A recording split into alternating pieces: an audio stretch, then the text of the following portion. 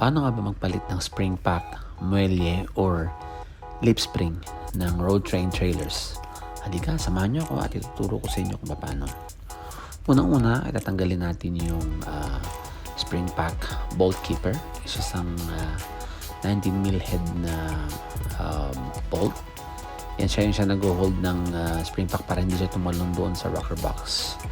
Gamit yung ating rattle gun para mas mabilis. Siya nga pala guys, ito nga pala yung suspension ng trailers. Kung yung last na video ko ay yung prime mover airbag yung suspension niya, itong mga trailers naman ay gumagamit ng spring pack. Spring pack pala nito ay tinatawag na parabolic o yung parabolic leaf spring kasi tatlo lang sila. So mas magaan siya pero solid siya. Hindi siya kagaya ng mga 9-lip na marami pero mabigat. Kasi ang design ng trailer nito is mas lighter yung trailer, mas maraming produkto yung makakarga at mas kikita yung siyempre yung nag-haul o yung company. Kaya nila din-design tong magaan na trailer. Ang hub nga pala niyan is aluminum. Yung mga rims niyan is aluminum. Ang solid na steel lang dyan is yung chassis, yung axle, yung mga ibang components, yung mga cross member yan, solid yan. Yung bin niya medyo manipis lang na bakal yun para maka-save ng weight. Design yun siya ng Bruce Rock. Manufacturing na sila ng trailer. So design talaga ito is mas magaan. So yun, ito gumagamit tayo ngayon ng 60-ton jack para i-lift yung buong trailer at magkaroon tayo ng space para dukutin yung U-bolt na nag-hold sa spring pack or sa muelle. Yun guys, make sure na before you gawin to is naka-isolate na kayo dun sa prime mover na hindi siya tatakbo.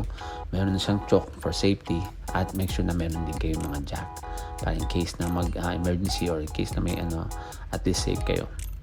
By the way, safe naman tong jack na to, talagang solid talaga to, as solid kasi sa laki niya and yung sa capacity niya which is 60 ton ay tamang-tama siya sa trailer kasi yung net capacity ng load ng trailer nito is more or less 40 ton yung pwede niya ikarga. So yeah, and then pag empty hindi naman siya ganun kabigat. Hindi ko lang sure kung ano yung exact weight niya pero more or less na wala siya sa 10 ton yung trailer kasi all in all yung buong fleet, yung buong set na yun mula sa prime mover hanggang sa apat na trailer ay kasama na yung karga nila is around 200 ton yung hinihila nung makina ng prime mover, yung gross capacity ng buong unit. So yun, inaangat natin yung second axle pala kasi yung papalitan natin ng leaf spring ay yung first axle sa kaliwa kasi may bali na yung dulo. Kaya naman namin to, kahit yung dulo lang ang bali ay pinapalitan namin kasi para equal yung weight distribution. Kasi pagka may bali at hindi equal yung weight distribution, mas malala pa yung component na baka may masira pang ibang component. Ayun, at ito bago ko tanggalin yung mga U-bolt ay nililinis kong maigi yung thread ng U-bolt para hindi mag-stuck o mag-seize yung tornilyo kasi minsan may mga pintura pa yan or yung mga dirt. Pag sumama siya sa nut talagang naglalak na siya dun at mahirap na tanggalin. Minsan pinaputol na namin yung U-bolt pagka worst case worst na. Kaya ginagawa ko muna is binabrush ko yung ginagabitan ko siya ng steel wire gamit yung drill para malinis maigi yung thread at nilalagyan ko na rin ng konting lubrication o yung CRC or tinatawag na pwede rin WD-40 para mas madalambot siyang tanggalin at the same time hindi rin malaki yung stress dun sa rattle gun o sa impact rattle gun. Yan. So yun, gamit yung 3/4 o 3/4 drive na rattle gun at yung socket ay 33mm. Yan, medyo madali siya tanggalin kasi malakas talaga yung rattle gun na yan. By the way, snap-on pala yung pneumatic rattle gun na yan o impact gun. Yan, medyo kulang pa sa angat so kailangan ko pa ulit iangat siya. So yun, Kino-create yung hangin ulit para iangat yung jack kasi medyo kulang pa, kailangan kasi meron siyang space na pag-angat ng bolt hindi maipit yung rattle gun. Yan, inangat ko pa ulit ng konti para mas maalwan na pagtanggal. Saka pala ito yung procedure na ginagamit ko lang para mas mabilis matanggal yung rattle gun na hindi ka na umuubos ng oras. Dati kasi yung iba pa yung method na ginagamit namin, medyo inaabot kami ng 1 oras, 2 oras sa isang spring pack, and efficiency niya is napakababa. At imagine niyo ilang axle yung meron doon truck na to. So kung let's say merong 6 na spring pack at ganun procedure na gagawin mo, di ubos na yung 12 hours shift mo para lang sa spring pack. So naisip ko itong method na to para mas mabilis tanggalin at the same time less stress din, kasi dati malaking ratchet yung ginagamit namin, mano-mano talaga pagluwag niyan. So buti na lang yung owner o yung workshop ay naka-provide ng isang reliable na jack, na malaking jack talaga, kaya kayang ilip yung buong trailer nang hindi na hihirapan, kasi dati maliit na jack lang, so per axle lang yung binubuhat nun, so may talagang pahirapan. Ayun na, naisip ko itong method na to para mas madali tsaka hindi ganong pagod kasi dati tinatanggal pa namin yung gulong and then ililipan namin, basta matrabaho hanggang sa pinakahuli. Pag higpit, kailangan pang gamitin ng ratchet, iisa-isahin pa yung 4 na yan. By doing this, mas mabilis siya matanggal, mabilis siya ikabit, at malakas din yung rattle gun na ginagamit. So, hindi mo na kailangan siyang i-torque. As in, sobra-sobra na yung torque niya. By the way guys, ang maximum torque nga pala itong rattle gun na ginagamit natin ay 1,300 Nm. So, bibigyan mo lang siya ng let's say mga 5 seconds na bilang. Once na nag-lock in na siya, is enough na yung torque na yun para dun sa spring pack. So, solid na siya. So, yun, makikita nyo yung sa harapang side ng spring pack o sa right side ng spring pack, putol na yung pinaka-tip, at yung sa kabilang side naman, sa left side, ay parang mapuputol na. So kaya natin siya pinapalitan para mag-equal yung weight distribution, hindi lang napupunta sa isang axle, kasi pag ganyan yung load hindi equal, maaring madama yung bearing at hindi rin tumagal yung bearing, at yung syempre yung wear ng gulong. So kailangan mas maganda mayroong equal weight distribution, kasi sa bigat na ng kinakarga niya, dapat talaga mayroon siyang proper na weight distribution. So yun, bali yung isang trailer set na yan nagkumakarga ng 40 tons may 4 na axle, so 8 na gulong, na dual na gulong, and then 3 sa harapan naman sa dolly so 6 tires yun. So yun, ito na yung bagong spring pack na parabolic. Medyo baliktad pa yung pagkakabit ko dyan, kaya sabi ko hindi kakasya.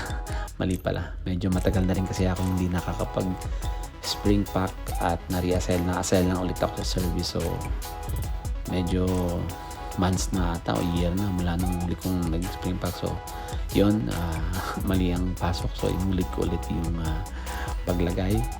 Nilagay ko na ulit sa kabila. Talagang mabigat to guys, itong spring pack ito. Okay papado sa tingin, kala nyo mali, pero mabigat po siya.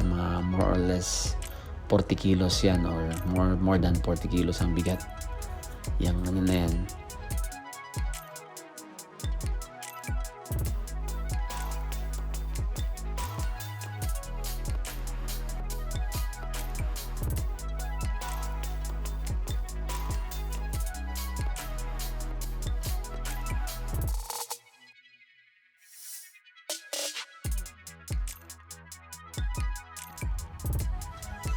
So yun, kumuha lang ako ng martilyo kasi hindi pala pantay magkabilang dulo ng spring pack.